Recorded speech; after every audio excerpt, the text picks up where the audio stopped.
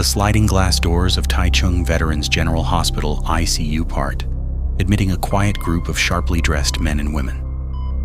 They stand at the foot of a hospital bed where an elderly patient lies breathing heavily through a mechanical ventilator. They do not carry floral arrangements, only the heavy scent of tobacco and perfume.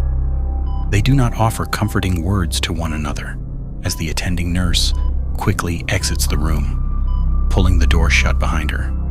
Left alone in the quiet, they scrutinize the pallor of the patient's skin, listen to the shallowness of the failing respiration, and meticulously note the dosage of morphine dripping from the intravenous bag. They are conducting an investment risk assessment. On the streets of central Taiwan, this practice is quietly referred to as checking the goods, or kanhuo. It is an appraisal of human expiration. This is not a gathering of concerned relatives, but a syndicate of investors, waiting for a heartbeat to cease. The faster the monitor flatlines, the higher the financial return on their investment. It is the beginning of a localized mechanism that turns an entire working-class neighborhood into an underground trading floor for human life.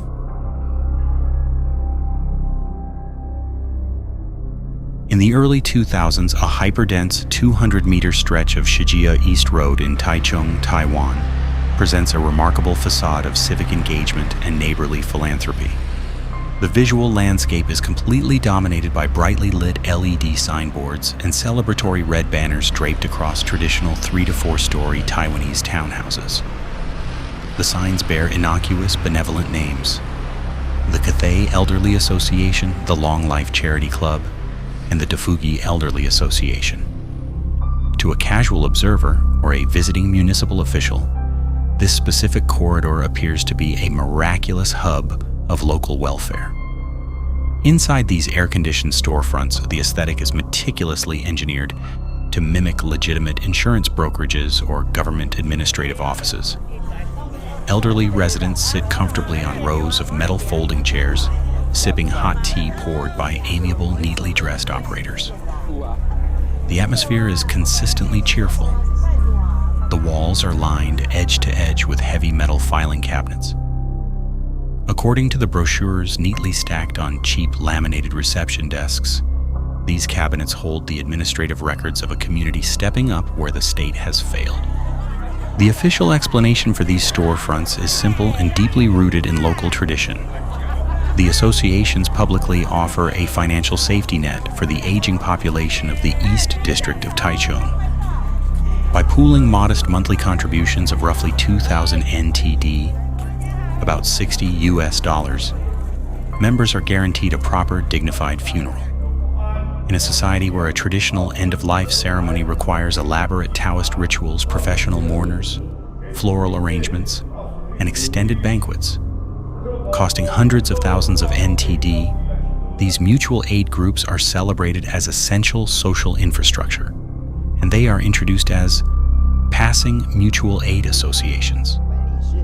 The local press initially views the organizations as a modern adaptation of traditional community support.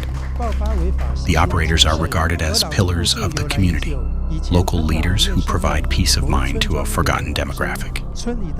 The narrative holds that no family will be left drowning in debt, and no elder will face the profound disgrace of a cheap funeral. It is an image of perfect solidarity. Yet behind the fluorescent hum and the stacked manila folders, a vastly different ledger is being maintained.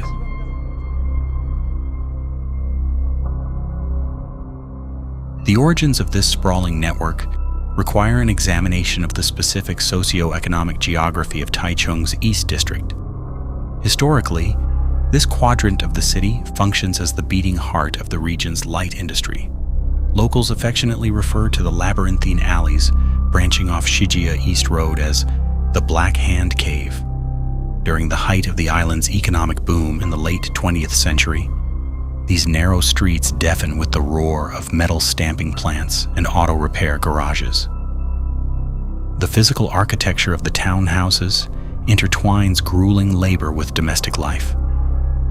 Ground floors operate as bustling machine shops, while extended families live in cramped, humid quarters immediately upstairs. The air perpetually carries the sharp, metallic tang of cutting fluid and the heavy scent of hot motor oil, mixing with the fine dust drifting from the nearby Dafeng flour mill. The mill's massive green silos stand in stark contrast to the distant, glittering high-rises of Taichung's rapidly modernizing western districts.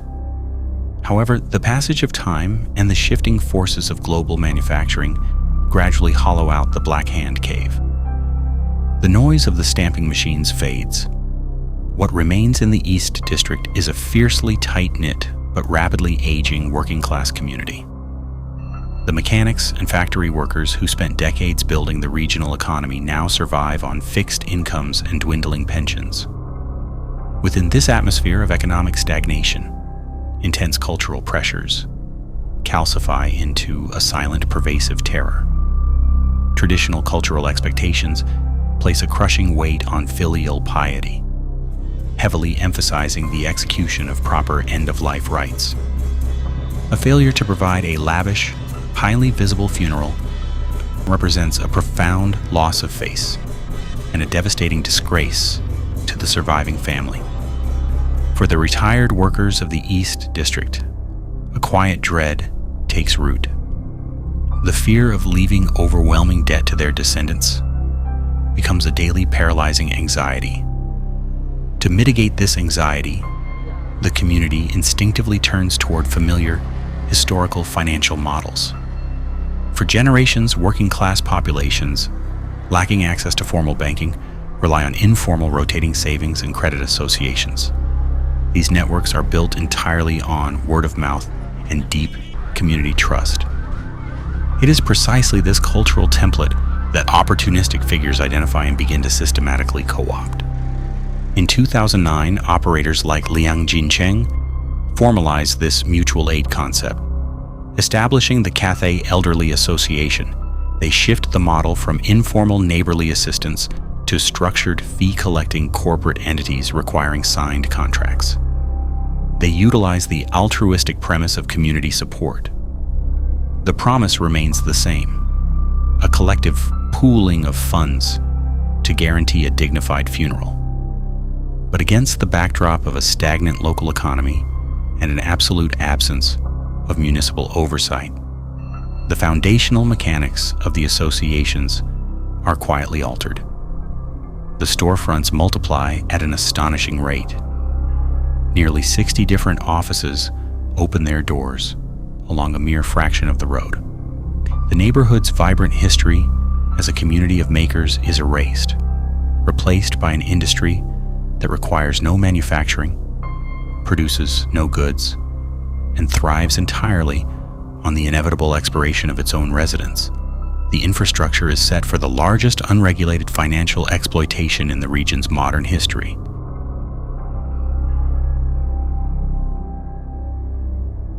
The pristine facade of neighborhood philanthropy begins to fracture when the specific mathematical architecture of the associations is subjected to closer scrutiny.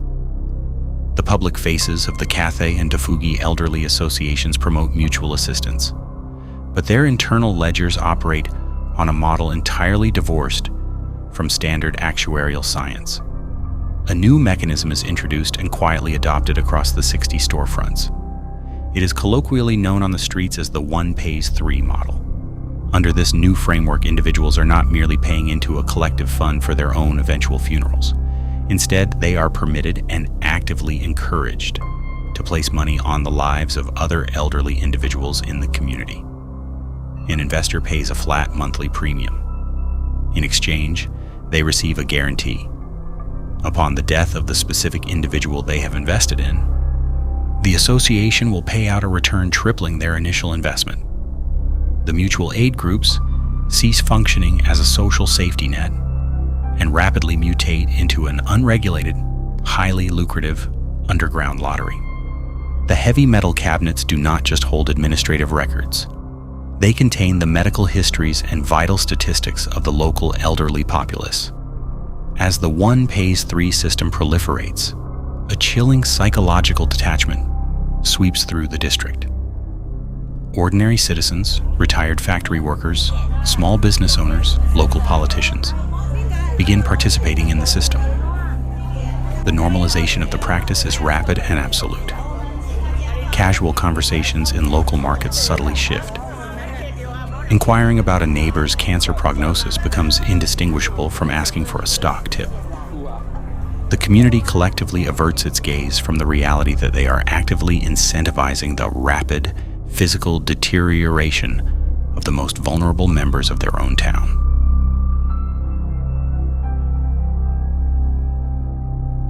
However, the mathematical reality of the payout structure harbors a fatal constraint that begins to destabilize the entire network. The return on investment is not guaranteed indefinitely. The system is engineered with a strict, narrow window for the payout to be valid. The subject of the investment must expire within a highly specific time frame, typically between 1 to 6 months after the initial capital is committed. If a terminally ill patient proves too resilient and survives past the 6-month mark, the investor loses their entire stake. This rigid time constraint fundamentally shifts the dynamic on the streets. The financial risk forces investors to seek out individuals who are already on the precipice of death.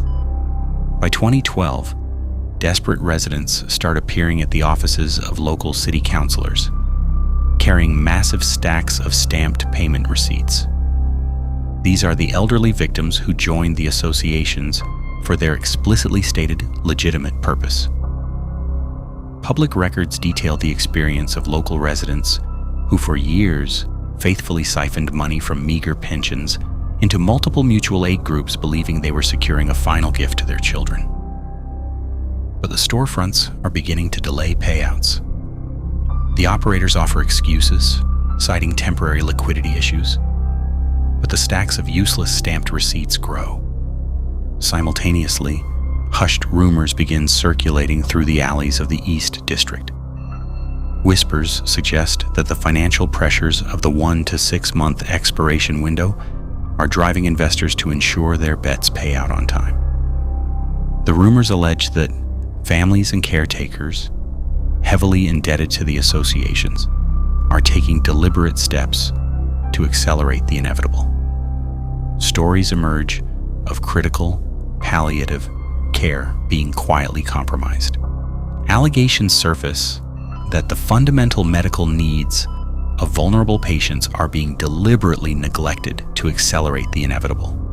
Because the subjects of these investments are already classified by local hospitals as terminal patients, their premature passings rarely trigger medical autopsies or official suspicion.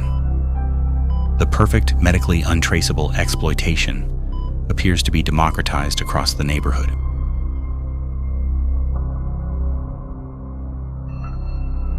The tension finally breaches the local perimeter on January 2, 2013. A devastating investigative report is broadcast by the National Public Television Service, the PTS. Journalists map the density of the phenomenon, displaying undercover footage of the storefronts and broadcasting the agonizing testimonies of the defrauded. The report estimates that the underground capital flowing through the brief stretch of Shijiya East Road exceeds 1 billion NTD. The local secret is exposed to the national public.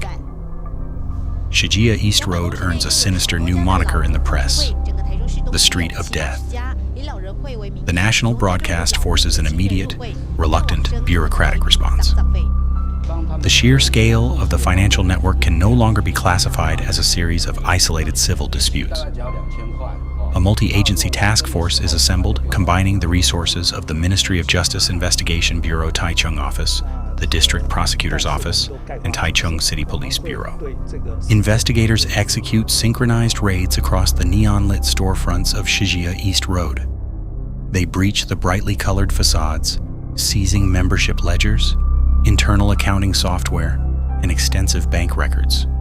As forensic accountants begin to cross-reference the names of the investors with death certificates issued by regional hospitals, the true nature of the operation is laid bare. The official findings confirm the darkest suspicions of the investigative journalists. The associations are not mutual aid societies.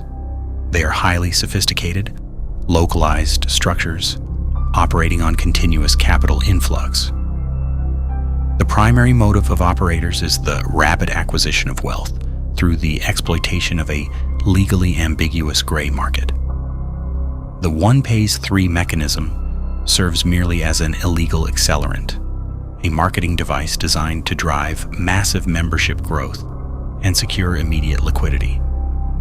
Investigators trace the flow of the monthly premiums. They definitively prove that the capital is not being held in trust for community funeral rites. Instead, a systematic hollowing out of the public funds is taking place.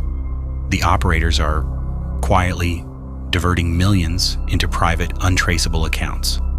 The men and women projecting the aura of benevolent community leaders are engineering a comprehensive financial extraction from the very neighbors they claim to protect.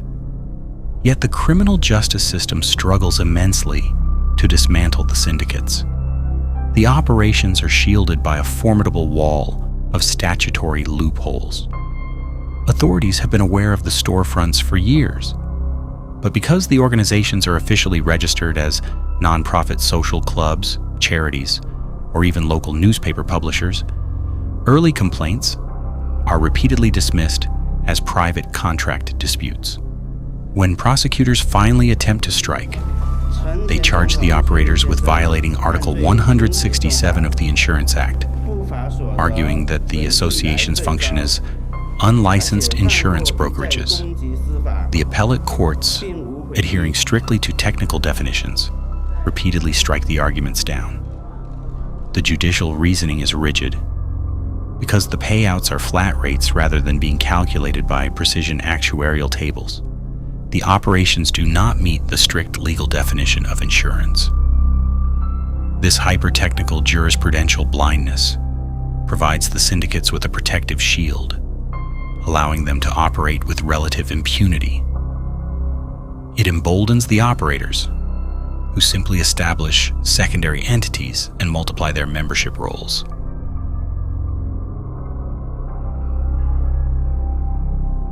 While the legal system engages in semantic debates, the reality on the ground becomes increasingly bleak. The victims of this systemic failure fall into two distinct categories, both entirely defenseless against the predatory mechanics of the street.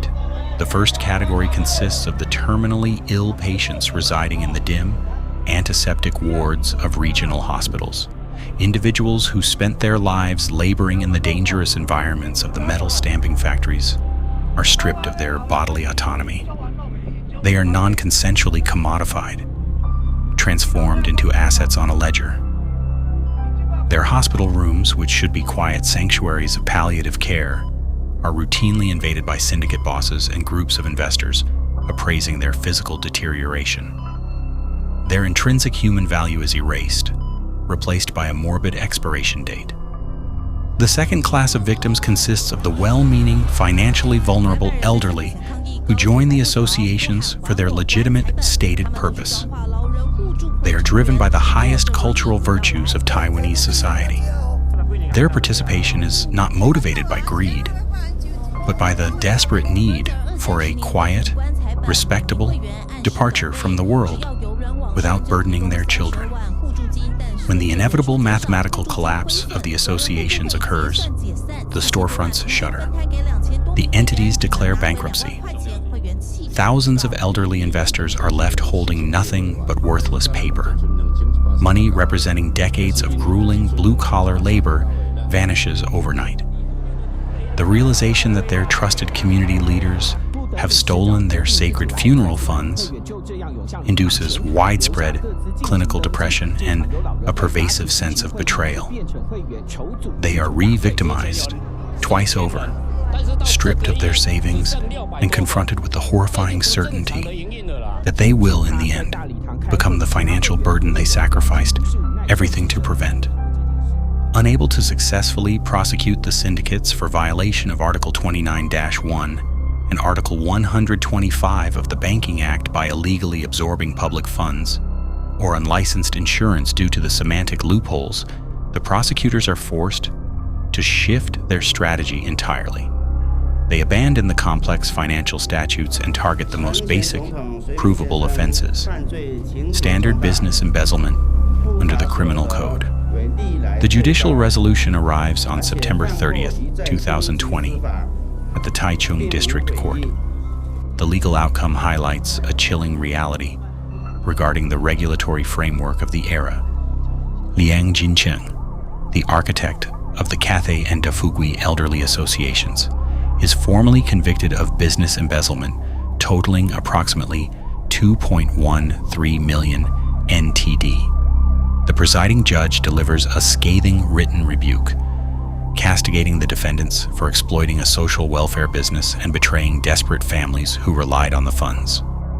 However, the sentence handed down is a mere 2 years and 2 months in prison. His partner, Zhuang Mengfen, receives a sentence of 1 year and 4 months, critically deemed commutable to a fine, allowing her to essentially buy her way out of incarceration. For orchestrating a system that fundamentally destabilized a community, commodified the dying, and defrauded thousands of the elderly out of their life savings, the ringleaders receive penalties comparable to low-level fraud. To the victims and the observing public, the sentences underscore the grim fact that exploiting the vulnerable under the guise of charity is an incredibly low-risk enterprise. The sheer scale of the scandal ultimately forces administrative intervention where the criminal courts fail to provide adequate closure, recognizing that the root cause of the crisis is the crippling cost of traditional funerals. Local social affairs bureaus radically expand municipal subsidies. By providing legitimate government-backed financial safety nets to marginalized households, the state effectively undercuts the primary marketing pitch of the illegal associations. By 2021, the last remnants of the formalized mutual aid groups are forced into bankruptcy liquidation, ending the era of the storefront lotteries.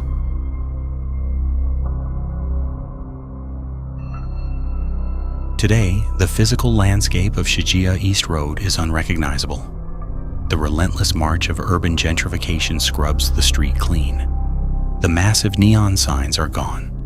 The 60 storefronts are repossessed, renovated, and replaced by brightly lit bubble tea shops, convenience stores, and real estate brokerages.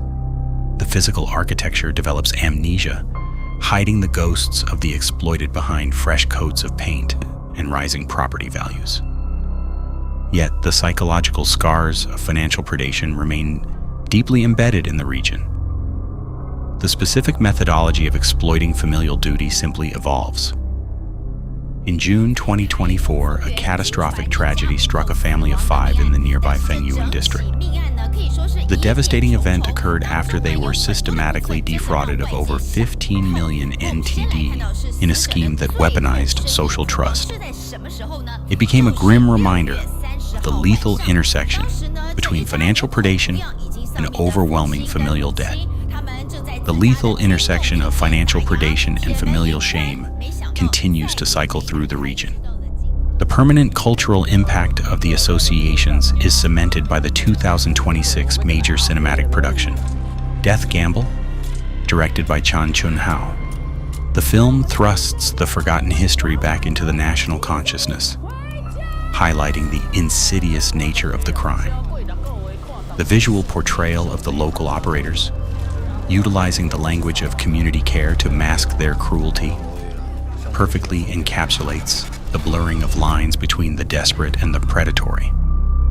The bustling commerce of Shijia East Road moves over the invisible ledgers of the past, erasing the names of those who bought into a desperate promise. Beneath the modern pavement, the true cost of their final departure remains uncounted, buried in the quiet silence of a debt that can never be repaid.